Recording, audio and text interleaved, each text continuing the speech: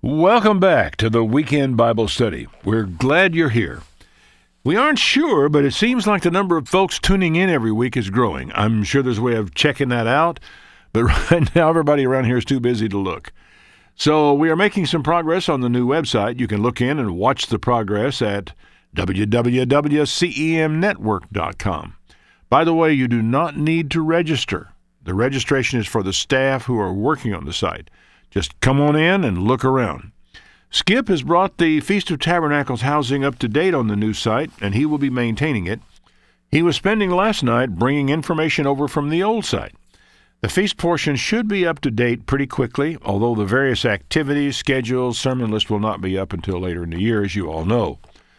Calls have been pretty heavy this week on two programs in particular. You will find this interesting. They were 3 days and 3 nights and Passover or Easter. It's that time of year. And we have a recent record in the numbers signing up for the email newsletter. Not sure exactly what's happened, but it has really been humming. We are only just beginning to make proper use of this email newsletter stuff. We've had so many sad faces about our not streaming the last day of unleavened bread service that we have pretty well decided we will do Pentecost that way for sure.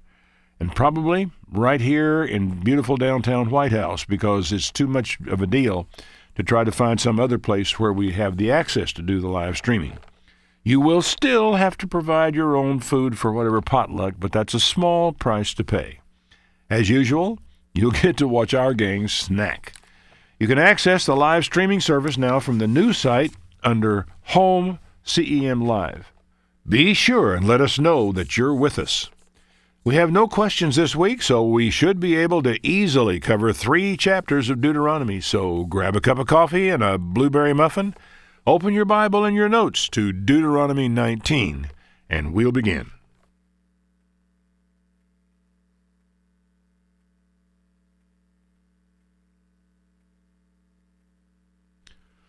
When the Lord your God has cut off the nations whose land the Lord gave you, and you succeed them, and you live in their cities and in their houses. Boy, think about that. He's going to run them out, and the place will be yours. Now, there's one element in here that should be conspicuous by its absence. As we go on down through the chapter, you'll see it. There was no provision for a central government. Government was, for the most part, tribal and local. The only centralized government was, guess who? God himself. Having gotten in there and having possessed all these cities, and here's what you're going to do. You're going to separate 3 cities for you in the midst of the land which the Lord your God gives you to possess it. You shall prepare a way, divide the coasts of your land which the Lord your God gives you to inherit into 3 parts, that every slayer may flee there. Now, what's this about? Well, read on.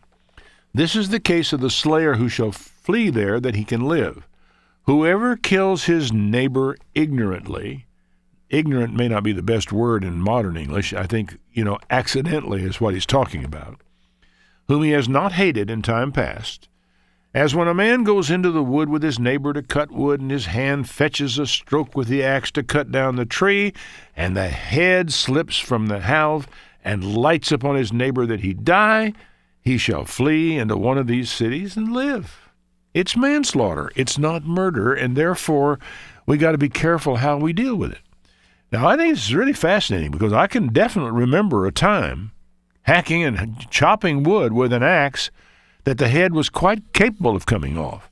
In fact, I have heard of more than one accident back in the good old days of someone who was hurt that way. Don't know of anyone who was killed. Now, in the category of laws that are not applicable to us modern Christians, we are here running through a series of administrative laws. These can be considered, I think, a part of what Paul called the ministration of death. Remember that scripture? 2 Corinthians 3:7. But if the ministration of death, written and engraven in stones, was glorious, so the children of Israel could not steadfastly behold the face of Moses for the glory of his countenance, which glory was to be done away, how shall not the ministration of the Spirit be glorious? Notice, he's talking about administration here, not merely the question of whether the principle of the law applied or not. I'm inclined to think that Paul was talking about Deuteronomy 27. We'll come to this later. Verse 1. Moses with the elders of Israel commanded the people, saying, Keep all the commandments I command you this day. It shall be on the day when you pass over Jordan into the land the Lord your God gives you, you shall set up great stones and plaster them with plaster. You shall write upon them all the words of this law when you are passed over, that you go into the land which the Lord your God gives you, a land flowing with milk and honey. So it says in verse 4, When you have gone over Jordan, you set these stones up which I command you, and you plaster them with plaster. Now these were stones upon which no hammer, chisel, or anything had ever gone. Because any time you take a hammer and a chisel to a piece of stone, it's almost like implication, this is the finger of God on Mount Sinai. And you can go on to idolatry. This was not to be done in this case. The word about this also in Joshua 8, verse 31. As Moses, the servant of the Lord, had commanded the Israelites, he built it according to what is written in the book of the law of Moses, an altar of uncut stones upon which no iron tool had been used. On it they offered burnt offerings and sacrifices, and there, in the presence of the Israelites, Joshua copied on stones the law of Moses, which he had written. Now you take these three scriptures I've just cited here, and I really think what Paul is talking about is the administration of death, which we will see very shortly is applied administratively at that time. But there was no provision in the Ten Commandments for the death penalty. It was never mentioned, not even in passing. So consequently, I have to think that this is talking about the whole law that was written in stones for administrative purposes. Now, can we just dismiss these administrative laws? Oh, well, it doesn't apply to us. We don't even need to read it. Oh, I disagree. These laws reveal how God, in a special time and place, instructed a people to administer his law. Thus, there are fundamental principles here that should guide us. Don't think for a moment that the people who wrote our Constitution were ignorant of this. They didn't set up cities of refuge, but they knew they had to make provision for the principles of what you do when you kill a person accidentally, which they did. And our laws to this day protect us from harm if we have accidentally killed someone.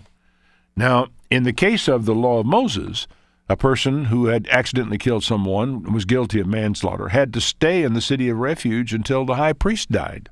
So he had a period of time where he had restrictions on his activities and his travels. If he stepped outside the city, he could be killed with impunity. Very different world we're talking about here. And it's good, I think, for us to look at it, study it, and then think back through it. What is the underlying principle involved with this? Now, returning to Deuteronomy 19:6, lest the avenger of the blood pursue the slayer while his heart is hot, and overtake him, because the way is long, and slay him, when in fact he was not worthy of death, he had not hated the guy in time past. Motive is always crucial in a murder trial. Remember, there are three things we talk about: means, opportunity, and motive. If you can't establish a motive, then you basically have to consider it was accidental. And so the law of God does make this allowance. So I command you, he says in verse 7, you shall separate 3 cities for you. If the Lord your God enlarge your coast, as he has sworn to your fathers, if he give you all the land he promised to give you, if you keep all these commandments that I give you this day, to love the Lord your God, to walk ever in his ways, then you will add 3 more cities for you besides these. Okay, geographically you begin to expand, get much bigger.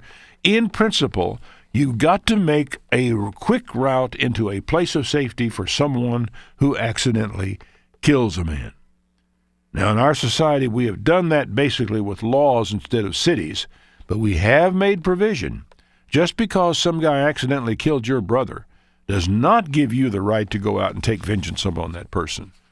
In Moses' law, as well as in our law, no man can be deprived of life or liberty without due process of law. And verse 10 kind of explains the whole purpose of it. He says, that innocent blood be not shed in your land, which the Lord gives you for an inheritance, and so blood be upon you. In other words, if you allow this to happen, if you allow a man who did not intend to kill the guy, who is innocent of murder in that sense, if you allow him to be killed, blood comes on you. And there is perhaps a principle for us. But then we come to verse 11. But if any man hate his neighbor, and lie in wait for him, and rise up against him, and smite him mortally that he die, and flees into one of these cities. Okay, now we're dealing with first-degree capital murder, premeditated. Then the elders of his city shall send and fetch him from there, deliver him into the hand of the avenger of blood, that he may die. Your eye shall not pity him. And you put away the guilt of innocent blood from Israel, that it may go well with you.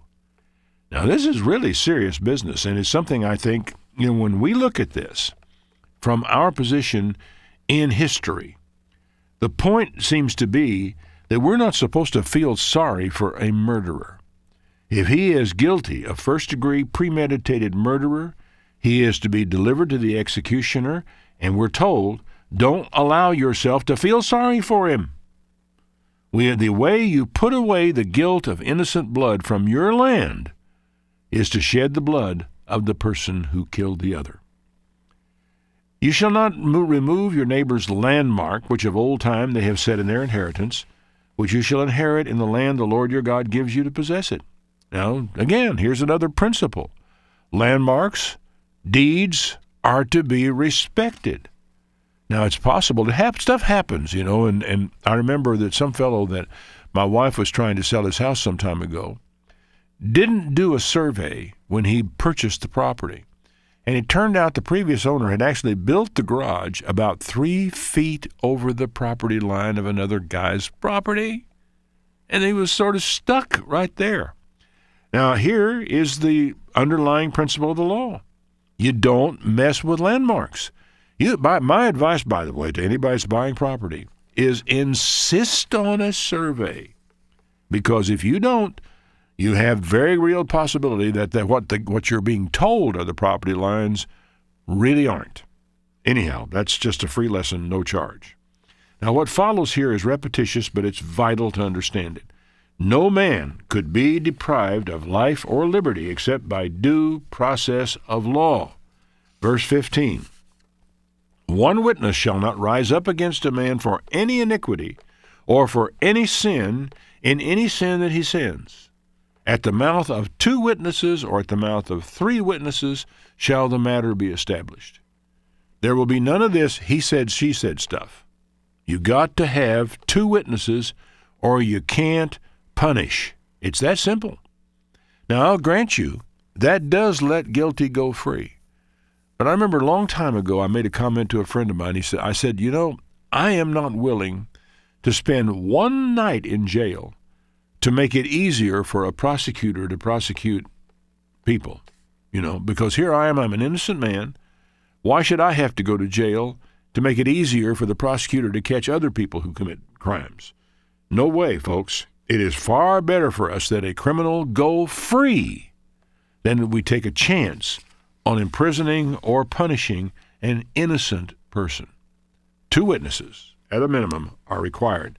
In fact, this really is such a fundamental principle of God's law of doing things. It's one of the reasons why we have got 4 witnesses, actually 3 eyeball witnesses and 1 careful researcher of the testimony of the ministry, the works, the death, and the resurrection of Jesus Christ in the New Testament.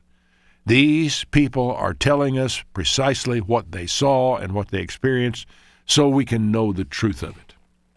If a false witness arise up against any man to testify against him that which is wrong, then both the men between whom the controversy is shall stand before the Lord, before the priests and the judges that shall be in those days. And the judges shall make diligent inquisition. And behold, if the witness turns out to be a false witness, and has testified falsely against his brother, then you will do to him as he had thought to have done to his brother. So you shall put away the evil from among you. It's really a crying shame that we don't have that in place today. it's really come down to the place, and it's pretty well understood that occasionally it happens. It's just one of those things that when the police are absolutely sure that a man committed a crime, but their evidence is not quite what they'd like to go into court with, they have been known, in some rare cases, to plant evidence against someone. This was one of the factors that influenced the jury in the O.J. Simpson case. They thought perhaps a glove had been planted on O.J.'s property. And he said, basically, you can't do that. And if indeed they had been able to prove that it had been done, then whoever did it should have been prosecuted for first-degree murder. That's all there is to it. And can you imagine that if we had been doing that for the last 200 years, that it would make a difference in what people say and do when they come to court? Oh, yeah, I know we put our hand on the Bible or we hold up our right hand and we swear to tell the truth, the whole truth, nothing but the truth, which puts us under the penalty of perjury if we're ever caught. But if it was more than a fine, if it was more than a few days in jail, maybe even more than whatever the penalty for perjury is, if you had to have the punishment of the person you're testifying against, I think it would tend to make you or bring you much more clearly in focus about what actually did happen, because you don't want that to happen to you. Actually, the key to a just civil firmness is in dealing with cases exactly like this. In dealing with them firmly, you put away evil from among you. Actually, the Duke rape case comes to mind on this one. And by the fact that a district attorney improperly accused these men and did damage to their reputation as a result of what he did.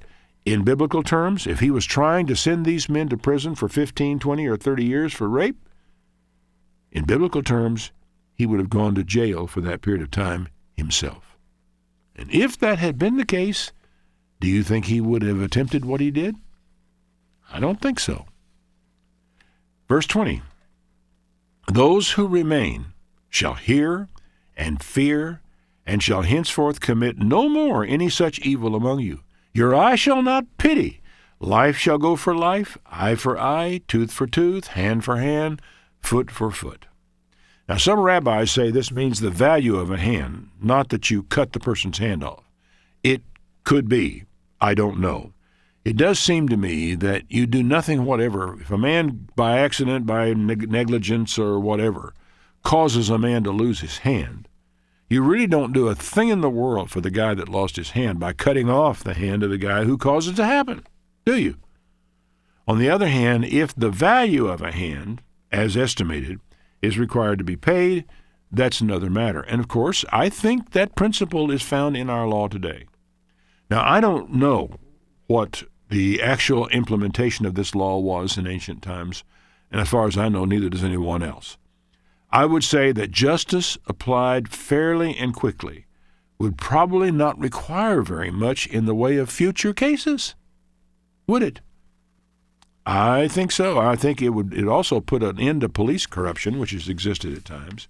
It's important to know that these laws all require judgment. That is, they have to be evaluated, witnesses heard, arguments advanced, and decisions made by your peers about what's going to happen, and their task is to maintain a just civil society.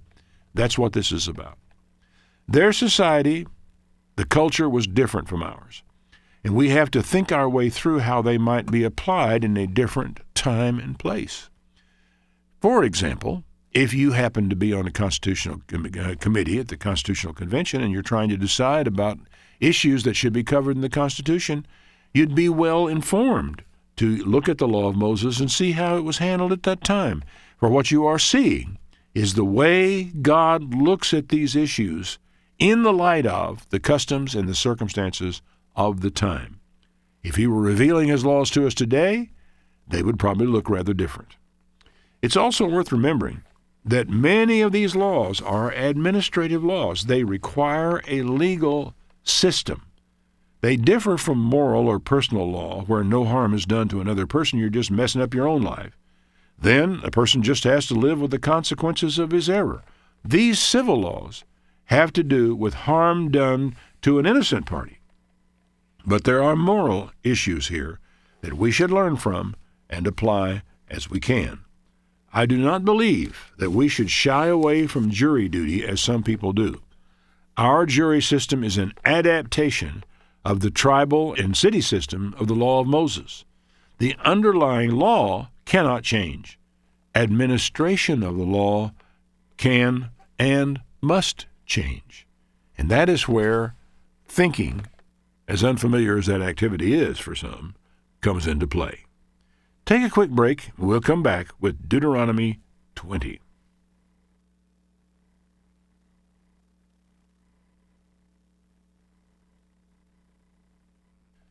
Deuteronomy 20.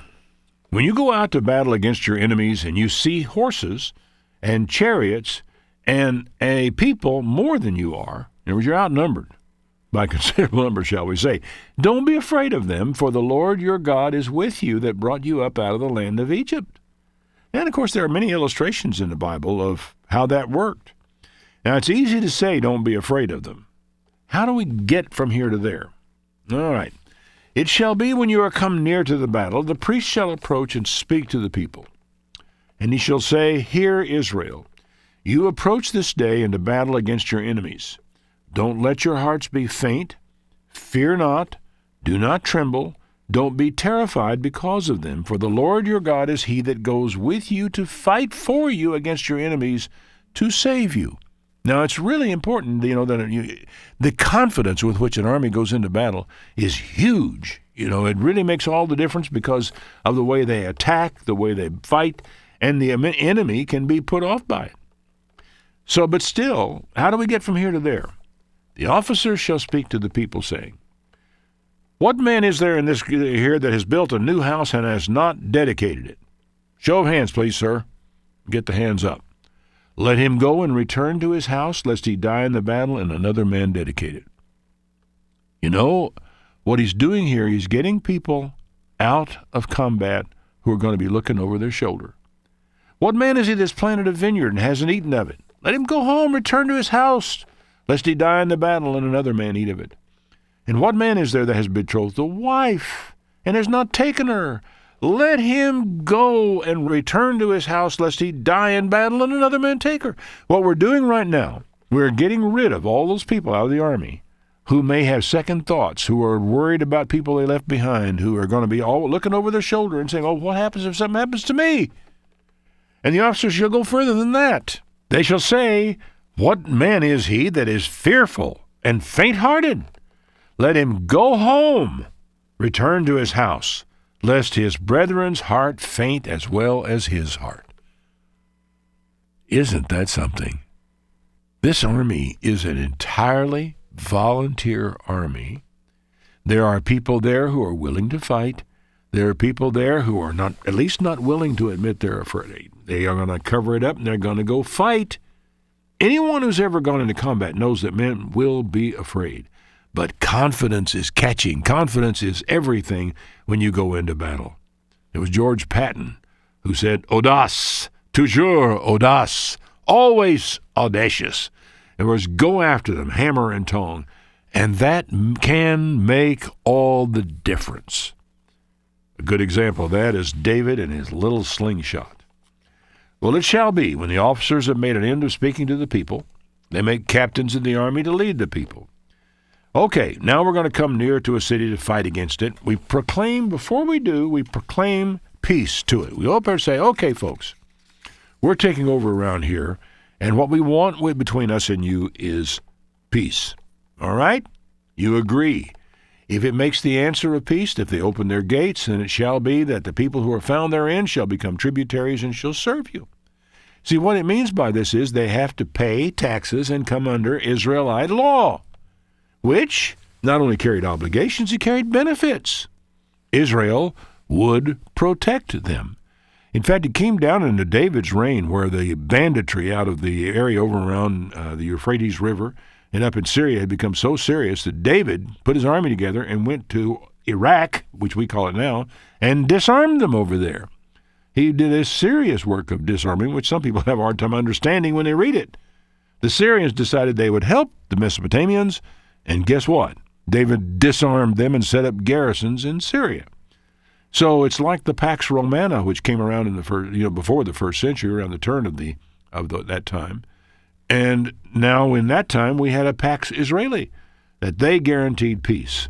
So it was in your best interest if you had one of these towns and they came up and said, declared peace to you, say, yep, we will become a part of your system.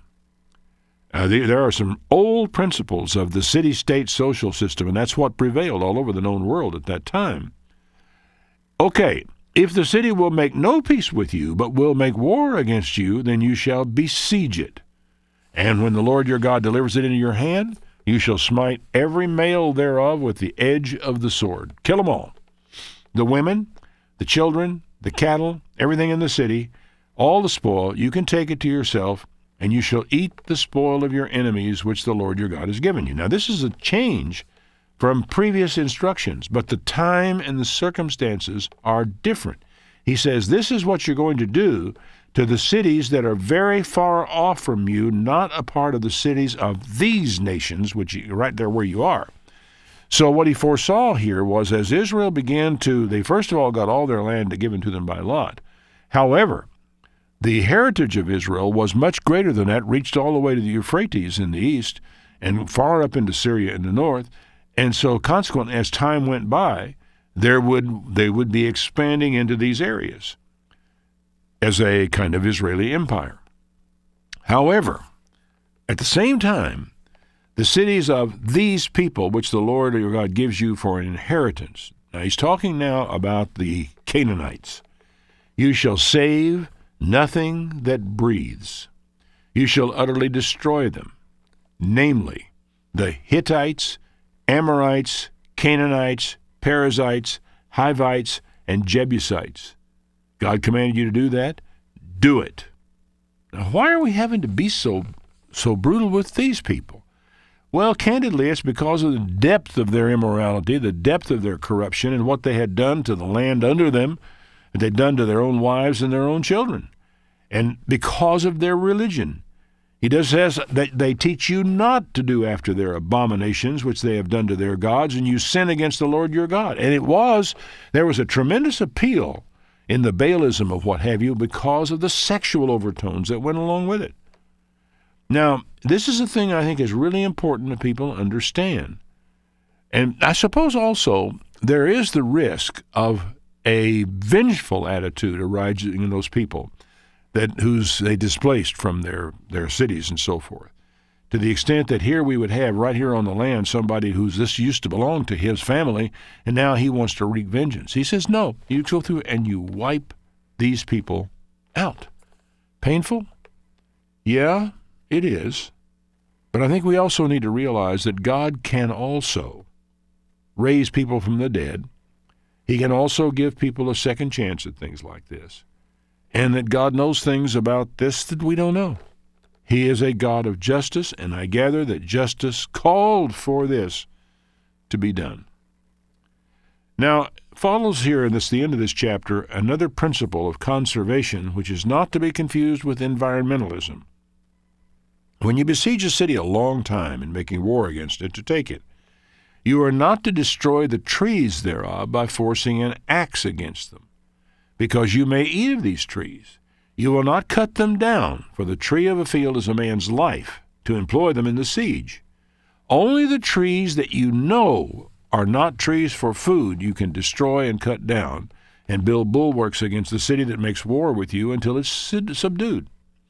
What's the difference between conservation and environmentalism? The answer actually kind of hidden in this verse.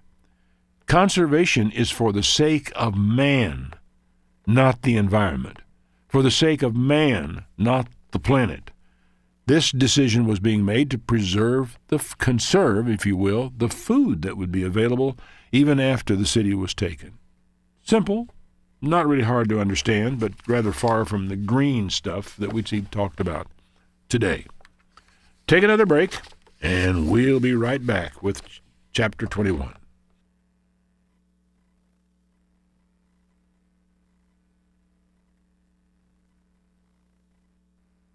Chapter 21.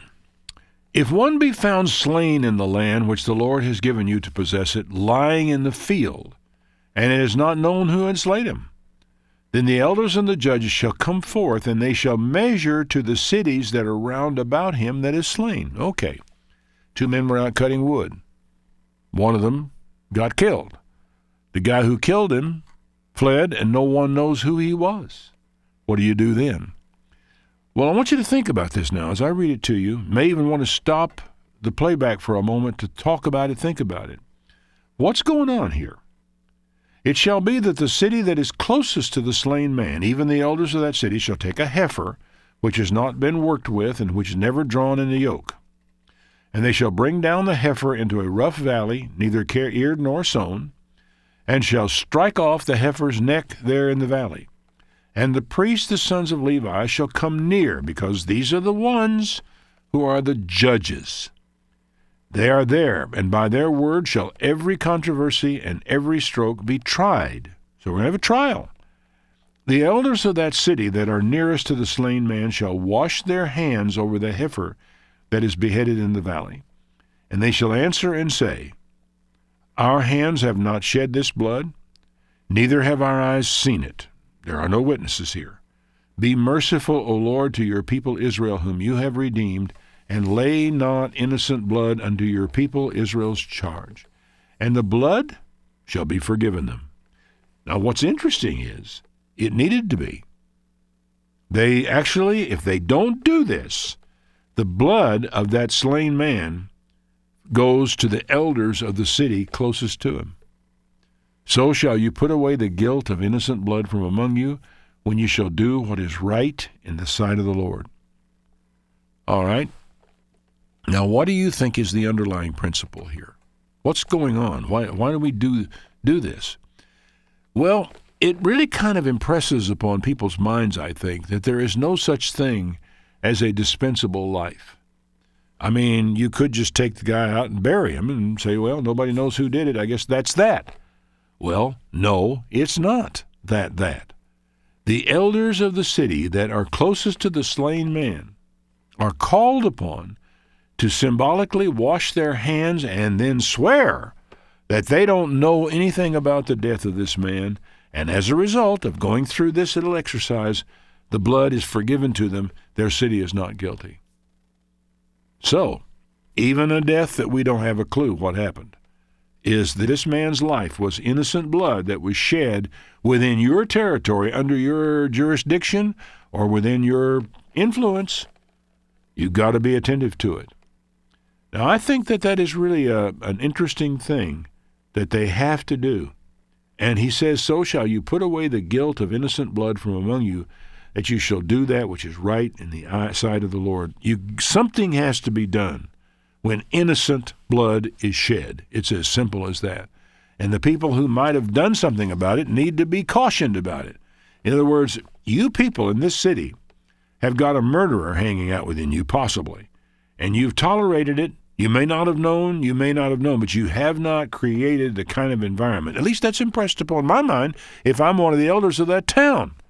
And I went out there and had to swear I didn't know anything about this and wash my hands over it. When I go back to my town, I'm going to be more attentive to that.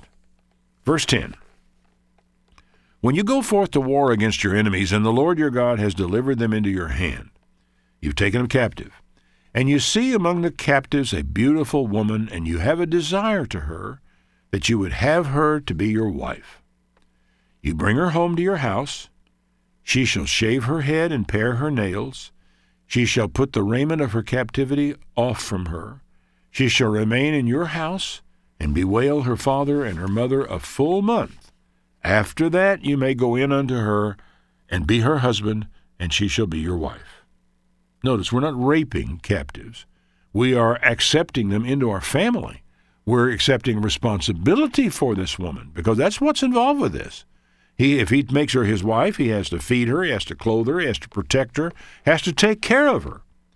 Now, one thing you've got to remember, this is a very different world from ours.